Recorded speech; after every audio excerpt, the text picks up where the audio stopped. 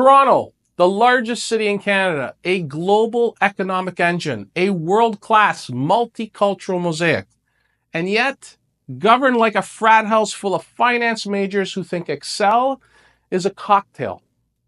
Today, I want to talk about a story that perfectly captures why Toronto is drowning in dysfunction. Ladies and gentlemen, let me introduce you to the electric ferry that can't charge. Yes, that's a real sentence. Welcome to another episode of Why Toronto Can't Have Nice Things. Like, subscribe, buckle up. Let's start with the story that first hit me when I got back from vacation overseas. It's almost poetic. Toronto, our beloved broken metropolis, decided it was time to replace the aging gas-guzzling ferries that take people to the Toronto Islands. Nice idea. Forward-thinking. Eco-conscious. Finally, a green initiative that makes perfect sense. So in 2021, City Council approved the purchase of fully electric ferries. The cost? Around $63 million for two of them. Timeline? 2025. And as of 2024, the ferries are ready. There's just one tiny problem. We forgot to build the charging stations. I will say that again. We forgot to build the charging stations. The city ordered electric ferries without planning where or how to charge them. It's like buying a Tesla and realizing you don't have a driveway, no garage, no power hookup. So now you've got a $63 million paperweight. This is not a joke. And the fix? That's going to take, wait for it, several more years. No backup plan, no temporary solution, no common sense. You know what the city's answer is? We'll just run them on diesel until the infrastructure is ready. Yes, that's right. They're going to run electric ferries on diesel. Let that marinate in your brain for a moment. Remember, this is not a joke. It's not a skit. This is like watching a financially literate household try to plan a renovation. Picture this. You're a couple with maxed out lines of credits, credit cards, and a leaky roof, and no idea how much money's in your joint account, if any at all. One day you say, let's install solar panels. Why? Because it's good for the planet. Fine. Great idea. Noble in nature of an idea. So you buy the panels, you install them on the roof, then you realize the roof still leaks. Your electric panels are old, and you never actually applied for the grid hookup. Now you're broke, your roof is ruined, and the panels? They're ornamental and make your neighbors think that you're energy conscious. Congrats, you just Toronto'd yourself. The city of Toronto operates exactly like this household, except they're not spending $20,000 on panels.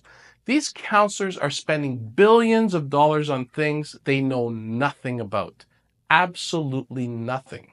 And instead of ruining a single home, they're compromising the function of an entire city. Let's be clear. This isn't a ferry problem. This is a governance problem. It's what happens when decisions are made by people who are overpaid, underqualified, unaccountable, and allergic to common sense. You had 3 years to figure out that electric ferries needed charging infrastructure.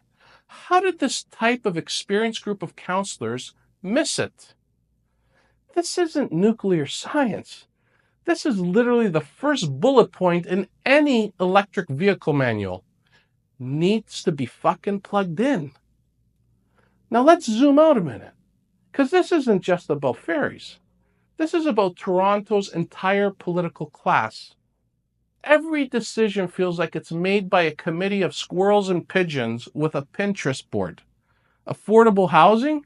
We have a housing crisis, and it takes a decade to approve a 10-story apartment. Transit? The Eglinton crosstown has been under construction for over 15 years. It's longer than it takes to build an entire subway system in Asia. And ours leaks. Budgeting? City Council just approved property tax hikes over 9%. while still running deficits. Where is the money going? Toronto is being run like a broke homeowner who shops at Restoration Hardware with their kids' college fund. No priorities, no foresight, just vibes. And here's the kicker. These people get re-elected. They fail upward. Every election, we shrug and vote for the same types of do-nothing candidates who promise to consult the community and then disappear into a committee forever. You have Gord Perks representing the city for 19 years, Paula Fletcher and Shelley Carroll for 22 years. Is Toronto better off 20 years later with this type of leadership? This is no longer negligence. It's civic malpractice. So what now? Do we throw up our hands? Move to Calgary, although tempting? No.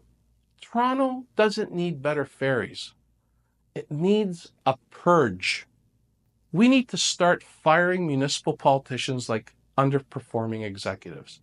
That means paying attention, showing up, and voting smart in local elections. Not just the mayor, who's been milking the system for decades, councillors, school trustees, planning board reps. We need candidates who have run things before, businesses, organizations, anything beyond a Twitter account. We need to demand performance metrics by our politicians. Start treating city council like a boardroom. If you spent $63 million on unusable assets in a business, you'd be fired before the morning coffee break. And yet here, we give them a pension for complete ineptitude. Think about that. Toronto deserves better. We are one of the greatest cities in the world, rich in culture, talent, and opportunity. But we're being run by the F team, a team of absolute failures. So here's your homework. Share this video. Comment below. What's the dumbest thing Toronto City Council has done lately? And most importantly, start organizing for 2026. Municipal elections matter more than most of us realize. Subscribe to OwlMortgage.ca. We break down the madness so you don't go mad. Because your city, your home, your mortgage, they're all tied to the clowns running the circus. Let's clean this mess up. Let's take back our city. I'm Vince Gaetano of OwlMortgage.ca. Thanks for listening. And remember, the wise old owl is here to help you navigate through the noise and provide insight to the financial chaos in the current environment. Stay informed, stay sharp, and maybe stay on vacation a little longer and avoid the mess. Cheers.